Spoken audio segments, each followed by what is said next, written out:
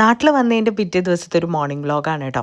രാവിലെ അത്യാവശ്യം നല്ല മഴയുണ്ടായിരുന്നു. എഴുന്നേറ്റ് കഴിഞ്ഞപ്പോൾ പുറത്ത് മഴ ആസ്വദിച്ചുകൊണ്ടിരിക്കുമ്പോഴാണ് അമ്മ എൻ്റെ ഫേവറേറ്റ് കപ്പിൽ ഒരു ഗ്ലാസ് ചായ കൊണ്ടുവന്ന് തന്നത്. എനിക്ക് തീരെ ഇല്ലാത്തൊരു പതിവാണ് കേട്ടോ രാവിലെ എണീറ്റ് ഉടനെ ചായയും കാപ്പിയും കുടിക്കൽ. പക്ഷേ അച്ഛയ്ക്കും അമ്മയ്ക്കും ഉണ്ടാക്കിയ കൂട്ടത്തിൽ അമ്മ എനിക്കും കൂടെ ഒരു കപ്പ് ചായ കൊണ്ടുവന്ന് തന്നു. അങ്ങനെ അമ്മ കൊണ്ടുവന്ന് തന്നല്ലേ എന്നും പറഞ്ഞിട്ട് ആ ചായ ആസ്വദിച്ച് കുടിച്ചുകൊണ്ടിരിക്കുമ്പോൾ എന്നാൽ തൊടിയിലൊന്ന് ഇറങ്ങിയിട്ട് വരാമെന്നും പറഞ്ഞ് ഇറങ്ങിയതാണ്. ഞങ്ങളുടെ വീട്ടിലെ ഏറ്റവും അധികമുള്ള സാധനമാണ് കേട്ടോ മീനുകൾ. അക്വാറിയത്തിൽ നല്ല ഗപ്പിയും ഗോൾഡൻ ഫിഷും ഒക്കെ ഉണ്ട്.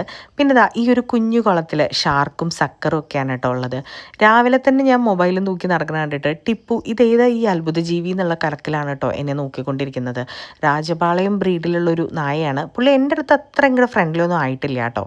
ഇതാണ് അച്ഛൻ്റെ ഫേവറേറ്റ് ഗൗരാമി. ഏതാണ്ട് ഒരു 10-20 വർഷമായിട്ട് നമ്മുടെ ഫാമിലിയിലെ ഒരു അംഗം തന്നെയാണ് കേട്ടോ ഈ പുള്ളി. കോവിഡ് നല്ല മൂർധന്യാവസ്ഥയിൽ നിന്നുകൊണ്ടിരുന്ന സമയത്താണ് കേട്ടോ ഈ കാണുന്ന ബയോഫ്ലീക്ക് കൃഷി നമ്മൾ തുടങ്ങിയത്. ഇതിൻ്റെ ഉള്ളിലും മീൻ തന്നെയാണ്. അന്ന് സിലോപ്പി ആയിരുന്നു കേട്ടോ ഇട്ടിട്ടുണ്ടായിരുന്നത്.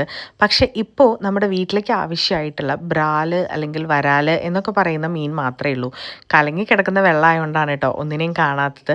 ചില സമയത്ത് നമ്മൾ ഒച്ചയൊന്നും ഇല്ലാണ്ട് വരുന്ന സമയത്ത് മീനുകളൊക്കെ ഇങ്ങനെ പുറത്ത് കാണാൻ പറ്റും കേട്ടോ. ഇപ്പം നമ്മളങ്ങനെ പുറത്തേക്ക് വിൽക്കുന്നൊന്നുമില്ല. പിന്നെ ആരെങ്കിലുമൊക്കെ വന്ന് ചോദിക്കുകയാണെങ്കിൽ കൊടുക്കുമെന്ന് മാത്രമേ ഉള്ളൂ.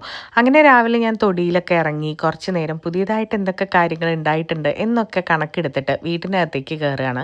ഇന്ന് ഏട്ടൻ്റെയും ചേച്ചിയുടെയും വെഡിങ് ആനിവേഴ്സറി ആയതുകൊണ്ട് തന്നെ ഒരു പായസവും ബിരിയാണിയും ഒക്കെ ഉണ്ടാക്കാം എന്നുള്ള പ്ലാനിലാണ്. അതിന് മുന്നേ തന്നെ ഞാനിത് ബ്രേക്ക്ഫാസ്റ്റ് കഴിക്കാൻ പോവുകയാണ്. നല്ല ഇഡ്ഡലിയും നല്ല അടിപൊളി തേങ്ങാ ചട്നിയാണ് കേട്ടോ.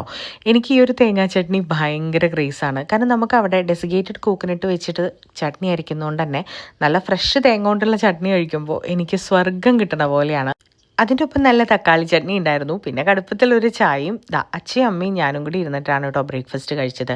ബ്രേക്ക്ഫാസ്റ്റ് കഴിച്ച് കഴിഞ്ഞപ്പോഴേക്കും നല്ല രീതിയിൽ മഴ പെയ്യുന്നുണ്ടായിരുന്നു. പിന്നെ പ്രീച്ചിച്ചിയും ശ്രേക്കുട്ടിയൊക്കെ വന്നു.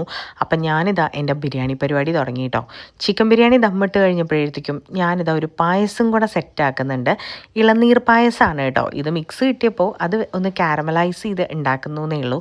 പായസം സെറ്റായപ്പോഴേക്കും ഞാനിതാ നമ്മുടെ ദമ്മൊക്കെ പൊട്ടിച്ച് ബിരിയാണി സെറ്റാക്കി വെച്ചിട്ടുണ്ടായിരുന്നു കേട്ടോ.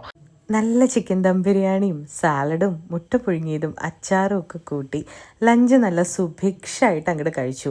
കൂട്ടത്തിൽ ഞാൻ ഉണ്ടാക്കിയിട്ടുള്ള ഇളനീർ പായസവും ഞാൻ ഉണ്ടാക്കിയോണ്ട് പറയല്ല കേട്ടോ. ഇളനീർ പായസം ശരിക്കും ഭയങ്കര ടേസ്റ്റായിരുന്നേ. 15 മുതൽ 20 മിനിറ്റ് വരെ മാത്രമാണ് ഇതിൻ്റെ ഒരു കുക്കിംഗ് ടൈം ഉള്ളൂ. മിക്സ് ആയതുകൊണ്ടായിരിക്കാം. പക്ഷേ സംഭവം നല്ല ഉഷാറാണ്. ആർക്കെങ്കിലുമൊക്കെ കിട്ടുകയാണെങ്കിൽ ഒന്ന് ട്രൈ ചെയ്ത് നോക്കിയാലും തെറ്റാവില്ല.